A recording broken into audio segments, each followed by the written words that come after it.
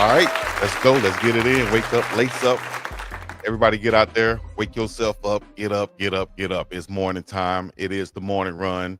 We're going to run down our sports topics and everything else. So get your coffee ready. Get your weights ready. Get your breakfast ready, whatever it is. It's morning time with Big Dog Chico, Uncle Neely, and Dukes.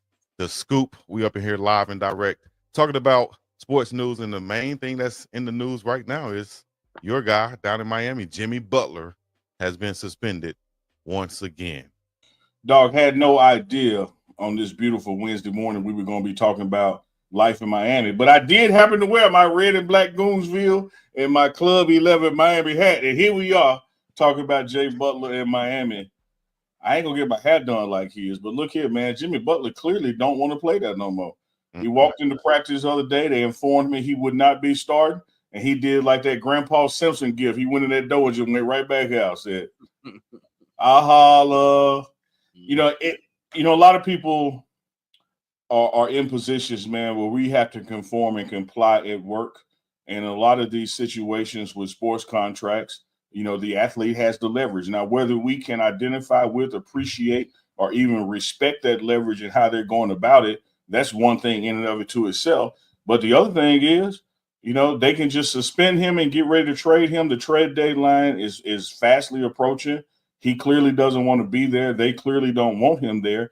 I think it's just a matter of discussing what can we get for Jimmy Butler if you're Patrick Riley, and Jimmy Butler trying to influence as much as he can where he wants to go, whether that's a Phoenix, a Golden State, who knows. But I think he's probably going to end up out of the East, not being in the East anymore. But he clearly won't be in Miami much longer, because how many times can you just not go to work and keep getting suspended? It's almost like Craig on Friday. How do you get fired on your day off? Yeah, no, you're right. I think he's forcing his way out. We've seen him do it before. He's not comfortable. He doesn't want to play there. When you look at what Jimmy Butler brings, the supreme competitor that he is, the elite basketball player that he is, he wants to get more out of his career. He wants to be a champion. He wants to get paid again. There are a lot of things that he wants, and when Jimmy doesn't feel like he can get them, then Jimmy's going to be Jimmy. I don't think he's right or wrong. I just think it is what it is, right? It's hard for me to feel bad for somebody who's made the type of money that he's made for not wanting to go to work. It ain't a whole lot of jobs that I wouldn't do for that type of bread. But when you are in the position to call your own shots, I think you got to do it. So I don't feel no kind of way about it, to be honest. But I do think that if there's anybody who's positioned themselves to get Jimmy Butler, it would be the Suns. You saw they made the trade. They're not happy with Bradley Beal. I think that's someone who can I think Brad Beal can actually help the Heat. I think he's somebody who has a chip on his shoulder, who wants to prove that he still has it, who's still young enough to do it. And it ain't like he's not scoring. Like Bradley Beal is scoring. He just isn't meshing well with the Suns. And I don't think that was always a clunky fit.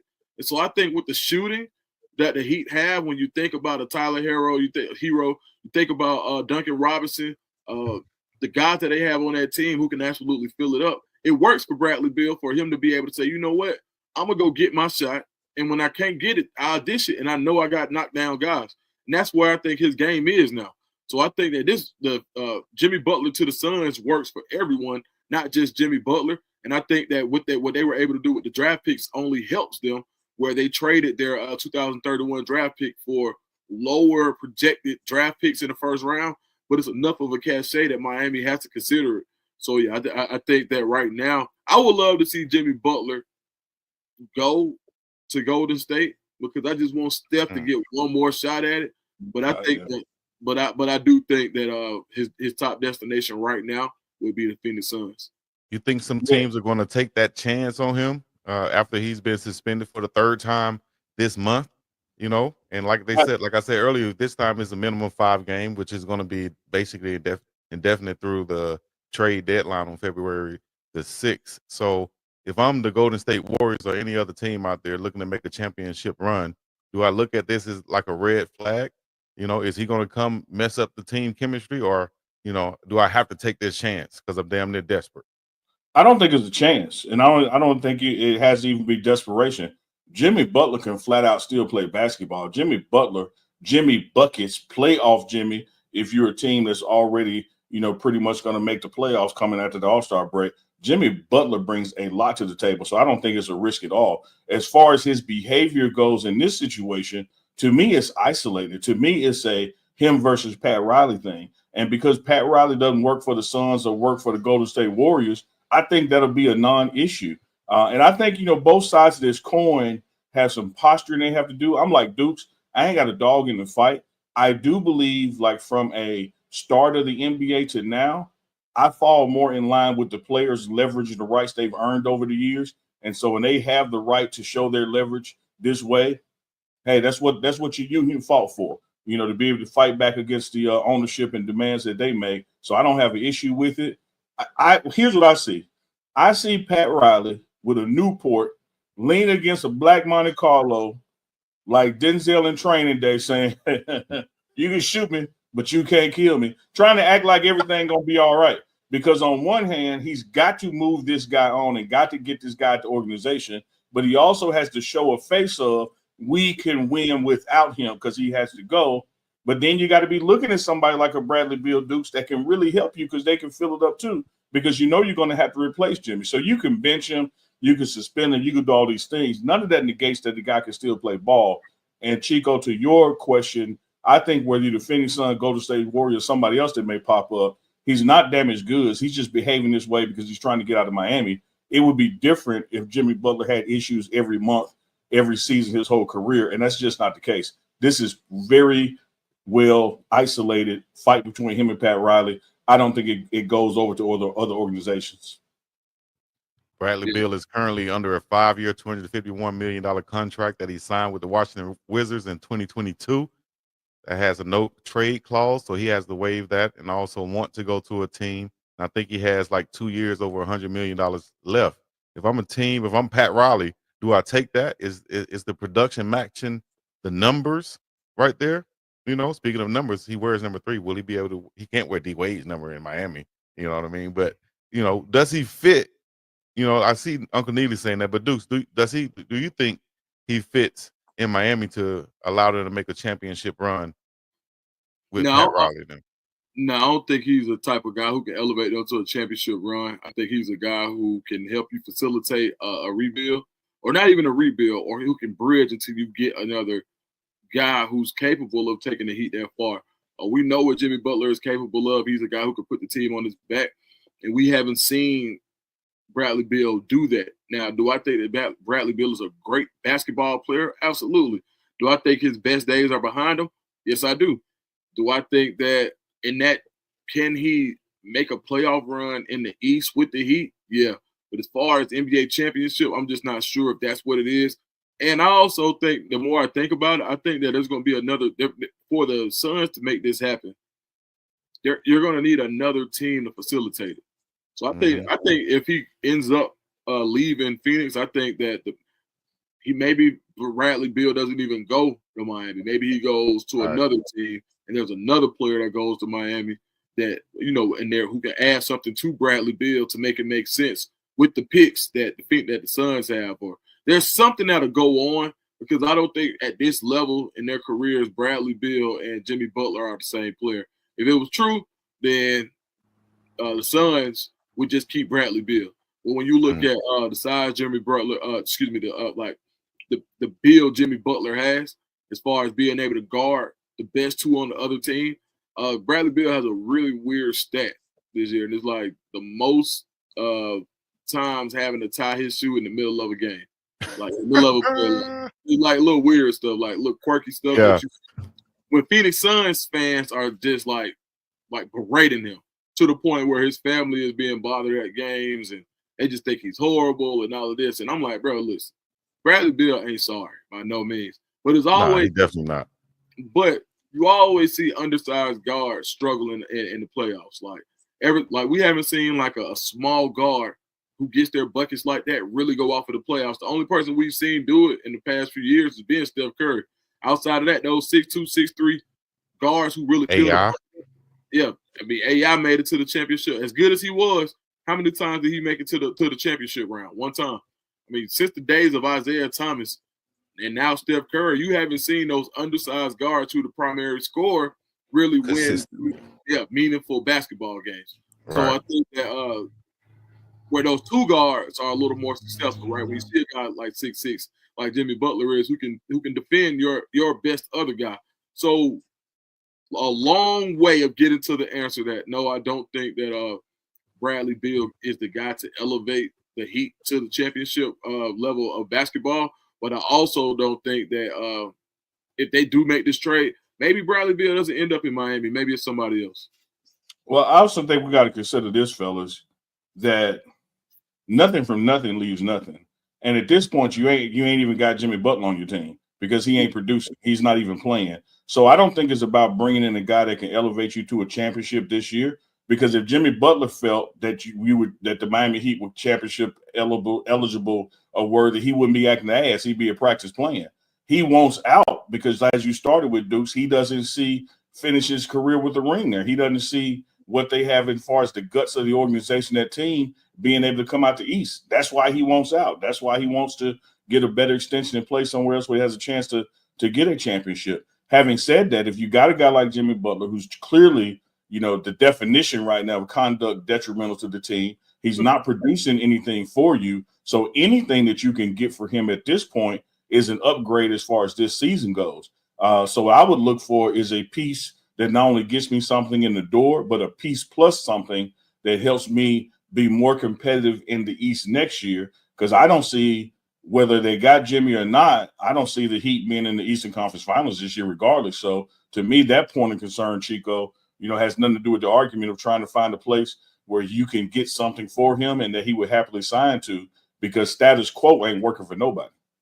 Yeah, the more I think about it, I was just thinking too, Chico, my bad. Mm-hmm. Like, if you're the Heat, when you think about how many undersized guards they already have that are ball dominant, when you think about like Scared Terry Rozier, who they already traded some capital for, maybe you're just looking to replay some of that capital that you lost in trades in previous years. Because when you look at the guys, the amount of people that they have on that team, Jaime Vasquez, Scared Terry, Tyler Hero, like all those guys need the ball, like in some aspect. And so to add another ball dominant guard into that mix, where you saw Jimmy Butler is the classic 3 dribble type guy. Like he can come off the screen, take 3 dribbles and go hit the mid range shot. Well, it's going to take more dribbles than that for Bradley Beal to get his shot, especially at this age, unless you relegate him to just being a shooter. So I think there could be a glut there as far as how much of that player. So the more I think about it, the less I think that if that trade happens, that Bradley Beal actually ends up in Miami. And I think another team has to facilitate it, and you send another piece that can kind of handle what Jimmy Butler was providing for Miami before he decided he ain't going to work no more. Black man's going, going, dog. I ain't going, dog. Y'all ain't treating me right. Well, we'll see. We'll see what other team get involved with that. We got to talk about my Lakers, though. Of course, they've been pretty much way better than last year. Right now, they're making an improvement. They've been on a 4-game winning streak. They're 26-18 record, which places them in the 5th position in the Western Conference standings. Of course, Anthony Davis and some of the other Lakers have expressed, concerns about the team. Are they championship caliber? Do we need to make an improvement? So that's what I want to ask you guys. Do the Lakers need to make an improvement after tonight being blown out by the 76ers, basically 118-104, and Tyrese Maxey 43-point night, just doing his thing out there next to Joel Embiid. Tell me, guys, do the Lakers need to make any other changes to make a deep playoff run, championship run, should I say, this year? When you got LeBron James on your team, man, you always got a shot. And the other night, coming part of that 4-game winning streak, you saw how they were able to handle the Golden State Warriors, who are not really in the mix at this point as far as making the playoffs. They're in the 5th spot. You got to be careful when you try to add something, because that means you also have to give up something. And what are you giving up to get? Like, is it truly going to make the team better? A healthy Anthony Davis and a determined LeBron James still have what it takes to make it to the Western Conference Finals. Whether they can get out of that, who knows? But they're still very relevant and credible. I don't know, Chico, what they're missing that would get them over the hump as far as the best of the best in the West, and what they would have to give up to get it. Because even if you give up something right now to a better player on paper, the whole chemistry factor kicks in, post All-Star break when you're already sitting in 5th spot. Like I said, man, you got LeBron James, a determined LeBron James, and a healthy Anthony Davis.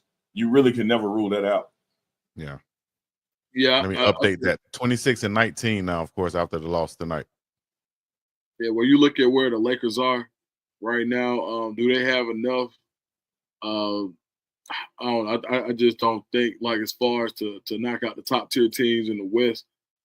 I don't see them coming out of the West as the team is currently constructed.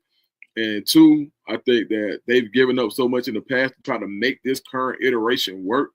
And I think if LeBron wants another championship, like, literally, he needs time to let. Like, I think you got the guy.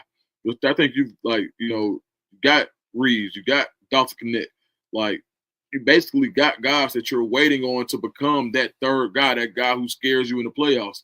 And that term rotates, right? Or who that person is, that identity rotates on the Lakers. You see them make a move, they get rid of D'Angelo Russell, you bring in Dorian Finney-Smith, who's more of a role player. Like, so right now, your 40-point scorer when it comes to the Lakers, LeBron, the way he takes over a game isn't the way he took over a game in his 20s.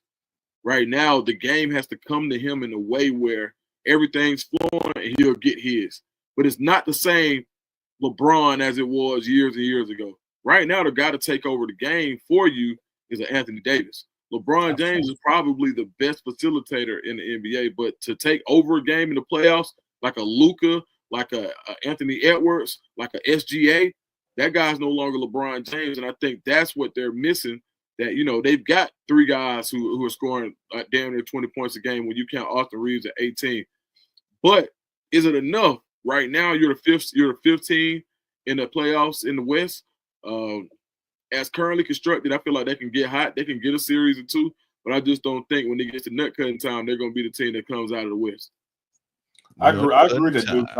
I don't see them coming out of the West. I see them being competitive. I think they can even be more competitive than the 5th seed.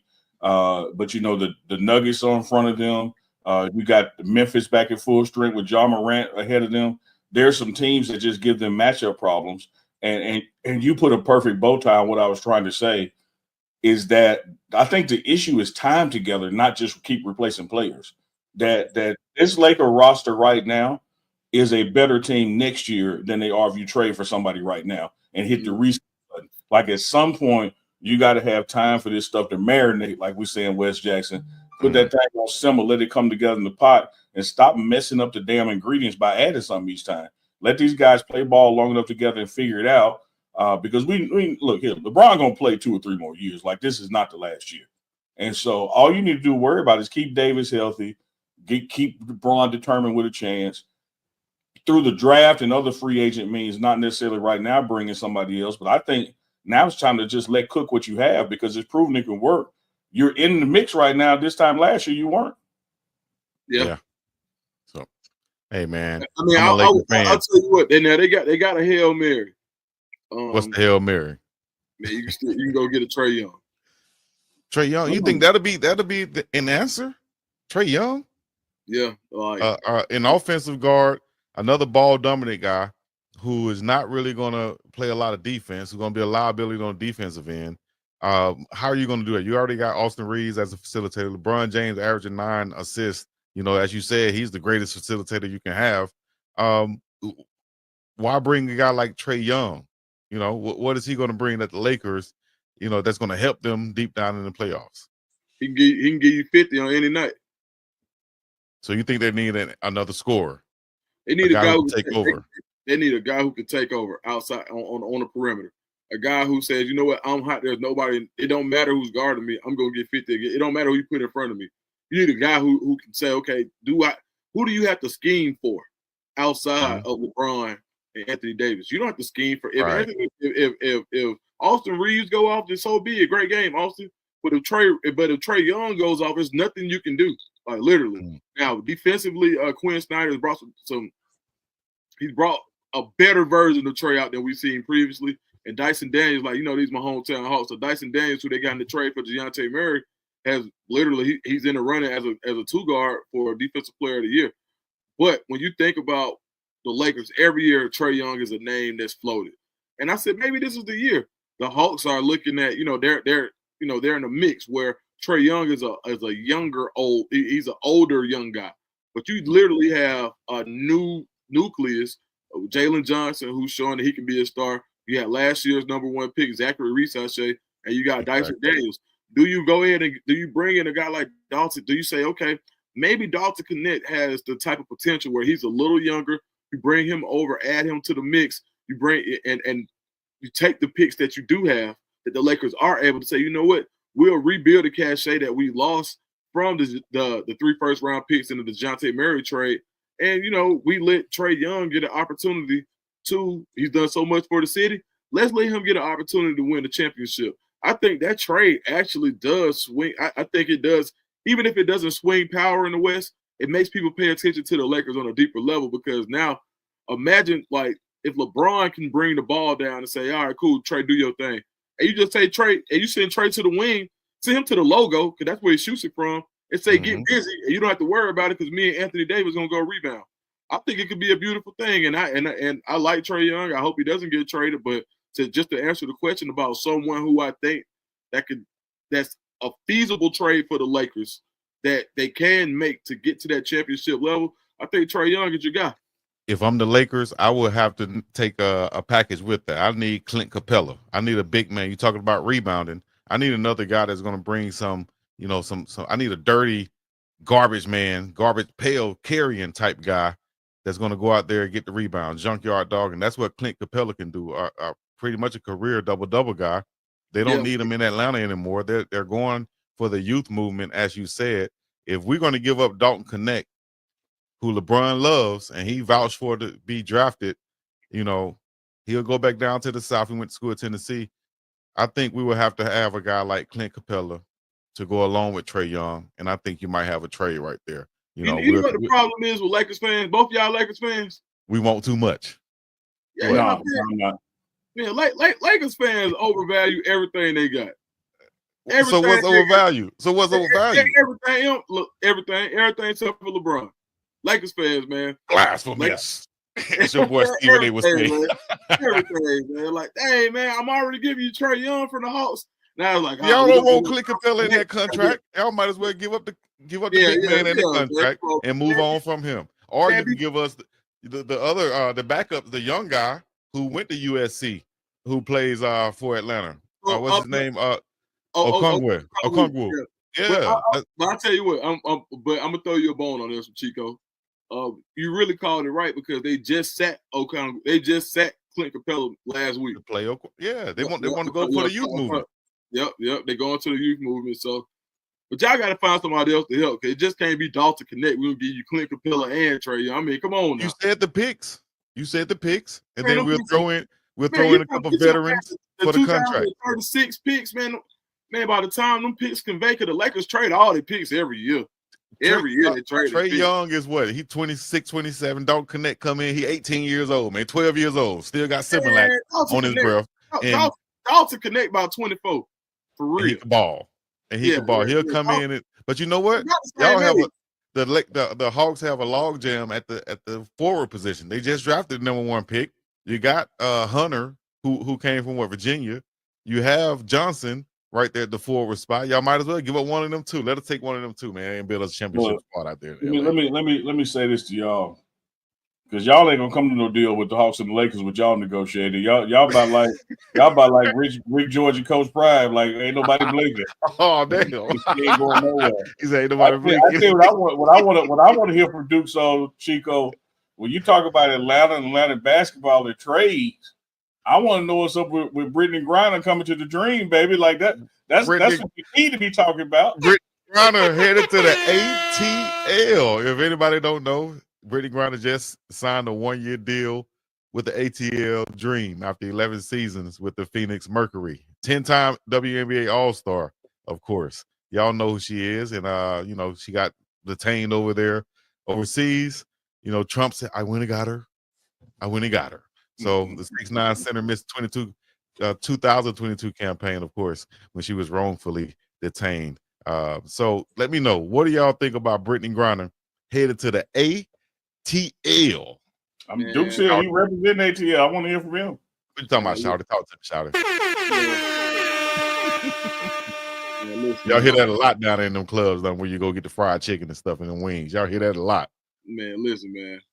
Speaking of them clubs where you go get the chicken, so you can ask Lemon Pepper Lou Williams. You got to be prepared when you come to the city of Atlanta. Oh, no. First of all, I think who benefits the most from this trade is going to be Magic City. Let me tell you something. Some of the best patrons of these establishments are the Atlanta Dream, for sure. So, I've been there. The WNBA represents hard in there. And so I think Brittney Griner being on the club scene in Atlanta, bro, listen, man. First of all, Brittney Griner bring them out. Don't nobody know this? And I think it's not being said enough. How'd you win? Brittney Griner in town. Wait, is she not with her girlfriend anymore or whatever? The wife? I don't know what. They had a baby? Women still love Denzel Washington. Brittney Griner said, my baby ain't gonna call me mama. She gonna call me pops. What you mean? Y'all got me effed up right here.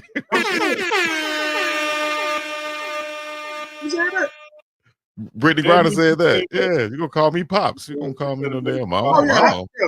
I didn't even know that. Yeah, man. So shout out to BG, man. I don't even call it Brittney. BG. Shout out to B Jizzle. But yeah, I think what she does for the Dream is she brings a veteran presence. And I think you never had anybody, you haven't had anybody since Angel McCoughtry who you knew that can go get you a dub, right? That say, okay, cool, I'm just better than the person in front of me, and I can expose this matchup.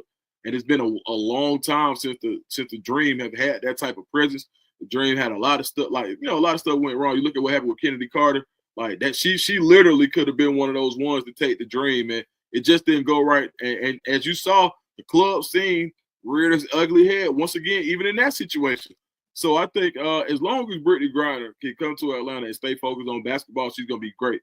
But I think Atlanta just presents so many challenges with its nightlife that, let me say this, if she manages both of those, it's just going to be good for the city, because the dream game is just like the Falcons and the Hawks game. Ain't nothing but a day party or a nightclub party. It's a big party. And I guarantee you with Brittney Griner there, they're going to be in the building. And so as long as she can stay focused, I think it'll be a good thing. But man, oh man, when Brittney Griner throws that party, her first party in Atlanta is up. I'm telling you. And what you want to say, she bring them out for sure. Bring them out. Yeah, I think it's a win-win. You remember when Shaq at the end of his career was bouncing around Cleveland, Boston, Phoenix. Back pain. When you look at Brittney Griner, BG, and the history of her game, this 1-year deal with Atlanta totally benefits the Atlanta Dream, the Atlanta sports market, and totally benefits her as well. Outside of New York City, which is just the marketing capital of the world, you got, of course, Los Angeles. But when you Black, it's Atlanta. The things that you can accomplish as a Black athlete in Atlanta, 1-year deal, gonna put the spotlight back on the team. The way she carries herself on and off the court just bodes well for her in Atlanta. And, you're exactly right, Dukes, about the, staying focused from the Atlanta distractions. But I actually think even if she does get distracted a little bit, wink, wink, that it's going to still elevate the brand and the exposure for her and the team. I think it's a beautiful 1-year deal and probably going to get extended once she gets a couple of blocks in a dunk, because people are going to love it and going to want her there, because she has that ATLYN, y'all know what YN vibe. Like she carries herself like that. So she gonna be at the Flames. She gonna be at the City. She gonna do a thing on the court. And I think it's great, a great partnership between these two entities. But you're right, Dukes. ATL can eat an athlete up. One of the best things that ever happened for Brett Favre is when he got out of Atlanta and got to Green Bay, because he, coming from Mississippi, he needed a small market. You may have never heard of Brett Favre and all he accomplished had he stayed there in ATL. And so some people can't handle it, but I think BG built for it. Oh man, and Brett Favre was famous in Atlanta. Famous in Buckhead, for sure. Like, even when Brett Favre was here, you can ask anybody in the 90s who knows Brett Favre used to get it in Buckhead. He'll tell you. Like, so, yeah, I mean, and it was like that back then. So Atlanta ain't nothing, like, guarantee you, right, that's a Tuesday. And like, if you want to go out and stay out till 7 o'clock in the morning, you can do that right now on a random Tuesday. Or excuse me, Wednesday. It's Wednesday morning now. Wednesday night, same thing. Like, it's in it. So just the city itself can eat people up. But I think that Brittney Griner, like you said, I think she's ready for it. She was also in the running for possibly joining Asia Wilson out in Las Vegas with the Aces.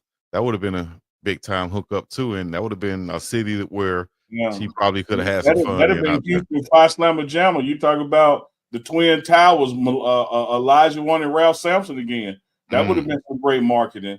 But I think that this Atlanta deal is going to work out better because the spotlight is just hers. Yeah. All right. Well, talking about the spotlight, we had one of our own, should I say, Coach prime players, Jimmy Horn Jr. got a spotlight as being one of the top standout players at practice at the East-West Shrine Bowl and 2025 draft, NFL draft. 8 rising prospects from the Shrine Bowl from Matt Miller and Jordan Reed of ESPN, and they named Jimmy Horn Jr., talked about his quickness out of his routes, how he's tough to cover. Like we said last week, reminds them of Tank Dell. But can y'all talk about what y'all have seen so far from Jimmy Horn Jr. from practice? And we also got to give praise to LeJohntay Wester for getting an invite, which Jimmy Horn Jr. already had, invite to the 2025 NFL Combine. Those 2 slot receivers from Colorado this year. Talk about how impactful those guys have been and the importance of going to the NFL Combine and showing what they can do at the Shrine Bowl this week. Man, I don't have no problem on this Wednesday morning reading to everybody this past October's news reports. Shout out to ESPN for finally saying what Duke the Scoop, the pregame network, and BiggDogg Chico been saying all fall long, all 2024 long. It's 2025, and now they're just talking about what Jimmy Horn can do. We've been noted. We've been said it. We've been up on it. Jimmy Horn Jr. ain't no fluke why he got an invite to the Combine. Has been turning heads with his separation and even with his size, his catch radius and catch ability, because he can go get it and extend forward. And shout out to LeJohntay Wester, who, as you said, picked up an invite to the Combine as well. I think those 2 young brothers, from what we know and have seen all year long, are destined to get drafted and play in the NFL. And the world is just finally catching up to what we've been reporting forever and a day, that they are talented, they are capable, they are professionals on and off the field, and they're going to be a nice addition to somebody's roster. And get this, Scoop, get this, Big Dog. I wouldn't be surprised if one of them gets drafted by the same team that drafts Shedeur. He ain't lying. That would be smart by that GM, whoever he is. Now you got some chemistry with your quarterback, with your rookie quarterback. You often see some GMs draft a big-time tight end for their young quarterback, kind of like a safety blanket, safety net for him, because you can develop that chemistry with the tight end, being that he's the closest one to the line of scrimmage. So with a slot receiver, it could be the same type deal. And that's what Jimmy Horn Jr. and LeJohntay Wester did, played in the slot a lot this past season. Yeah, absolutely. I just want to agree. And I think they want to see what the speed is. Like, when you watch it, you can see the separation. You can see the agility. You can see how fast they're moving. And it looks fast, right? So from that point, now you just want to verify the speed. And I think if these guys go run well, then you'll see them go up the draft board. Like right now, you saw, like, even in that ESPN article, they talked about Jimmy Horn having a 7th-round grade. And I think that even, that, like, there's no way Jimmy Horn goes out there and runs, but I think he's going to run. He gets drafted in the 7th round. I'm telling you. Absolutely, Dukes. And I think what people are missing, you and I know, as you always articulate, proof of concept. And I think people are missing this final year some game film on Jim, because he was hurt a lot and has overcome that injury and is back to 100%. And then the bowl game, which was going to be a showcasing for him, a second coming out party, if you will, that opportunity didn't emerge with the defeat against BYU. So I think that once people see what's going to happen at the Pro Day of Colorado, what happens at the NFL Combine, speed alone matched with film from Colorado, game film in Colorado, and some of those big games he had, he will be gone well before the 7th round. And LeJontay Wester will too. Absolutely, as they should be. And the guy that was throwing in the pass, as we mentioned earlier, Shedeur Sanders, reported on by the New York Post, saying that he left an impression with the Giants during the interview process. Talk about him making an impact without even practicing, without throwing a pass, just during the interview process. Look, man, there's 32 teams in the NFL. All those 32 teams know this young brother can play quarterback. All 32 of these teams know that he has the athletic gifts. They know that he has the football acumen, football IQ to play quarterback. What they have been blown away with, which they have seen on these internal media markets, is his personality and leadership, because now they get to see it in person. They get to see it in close proximity in their closed door meetings. We talked about this, last night on You Tell Me Live, and we could talk about it now on this Wednesday morning. A lot of these teams want to size you up. They've heard everything about you. They heard you were 6'3". Now they want to stand next to you and see if you really are 6'3".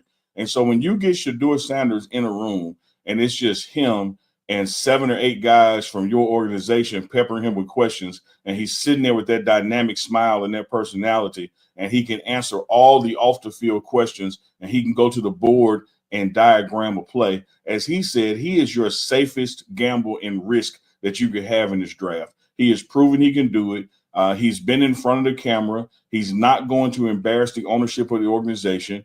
He can be a good ambassador for the community and as well a leader in the locker room. You don't have to see him throw a thing at the Shrine Bowl or even at the Combine in Indianapolis to know that he is already worthy and can be a successful NFL quarterback starting day one of year one. He ain't lying.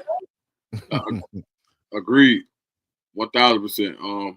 It ain't even enough for me to put on that. Like, I think the only thing that you wanted to see was, and I think my man Teron Davenport from who covers the Titans, he said that the response that he got from him digging around, him covering the Titans, was that Shedeur was very easy to work with, very knowledgeable, and he was a pleasure to be around. Well, he didn't just get that from the Titans. He said multiple teams said that, and I think that's a win for him without even having to touch the field. So, man, shout out to Shedeur for being able to raise his draft stock without even picking up a football and taking any injury risk. And then it comes out that the Giants, the Browns, and the Titans all said, "Nah, I don't need for you to play. No, we don't want you practicing. You chill out." So I think it all worked out. We've seen you throw 400 or attempt 477 passes this year, complete 353 for a 74 completion percentage. Unbelievable. Over 4,100 yards, 37 touchdowns to 10 interceptions, 168 quarterback rating. I think we've seen enough, Bob. Yeah, for sure. And to that point, and before we get out, I do want to say this. The NFL also is looking at, when they look at that, some people want to say, like, well, he went 1-7 against top 25 teams. Okay, cool. All right. You look at, and I'm not even sure if that stat is right. It's just something I saw somebody else say, right? Okay, cool. When the NFL team is looking, they're looking at as far as your traits and how you fit into their scheme. What have we seen you done well, and how do you fit? Perfect example, Nolan Smith, right now at the university. So this year he had 10, 11 sacks, and he has 4 sacks in the postseason alone, which is approaching a record. I know it's either a team record or it may be he's approaching a record. But 4 sacks in the postseason alone, game wrecking, difference maker. Do you know his best season at Georgia? He only had 4.5 sacks. Right. His best season. Undersized. It's all about that fit. It's all about the scheme. Undersized, 6'1", 6'2", right? 239 pounds, right? Okay, cool. How does he fit? He doesn't do this, he doesn't do that. But he fit what was needed on the next level. And I think that that's so important. When I saw that stat, it made me think about every naysayer for Shedeur that's coming out of the woodworks. Like, he can't do this, he can't do that. It ain't about what y'all think. It's about how he fits to what one of these professional teams want and need, and what they've seen him do well. And I think it's only going to bode well for him going forward. And at this point, I think he's the number 1 pick. Just simple And as you that. know, to dovetail that, man, forget a stat about what he did against the top 25. If you are drafting damn quarterback, what did you do against the people in your division in your conference? you picking third for a reason. So Right. so who am you to judge? Who is you? Right. Oh man. So we have plenty of things we can talk about each and every week right here on the Best Damn Sports Show you can listen to on your YouTube channel with Uncle Neely and Dukes the Scoop and Big Dog Chico. This is where you can find us at on the pregame show, on Dukes the Scoop page, on Big Dog Chico's channel. Make sure you find us on Facebook too. Hit the like, subscribe, and all the other good stuff. Share it with your friends. Any sports lovers out there, share it with them. Let them know that, hey, we got some over here, and this is what y'all need to be watching every Monday, Wednesday, and Friday mornings right here. Dukes, you want to leave us with some? Uncle, you want to leave us with something before we get up out of here? Man, I want to leave it. It's time to go eat some breakfast. Some green eggs. And are you gonna have some spam? No, I'm gonna have some cinnamon toast crunch. They need to be a sponsor. Come on, dog. Well, if they sponsor, then it's all good. I'll eat some too. Send me a box. That's what it is. Until next time, this is the Morning Run, the best damn show you can find in the morning. All right, we're about it. Same piece in the middle. Yeah.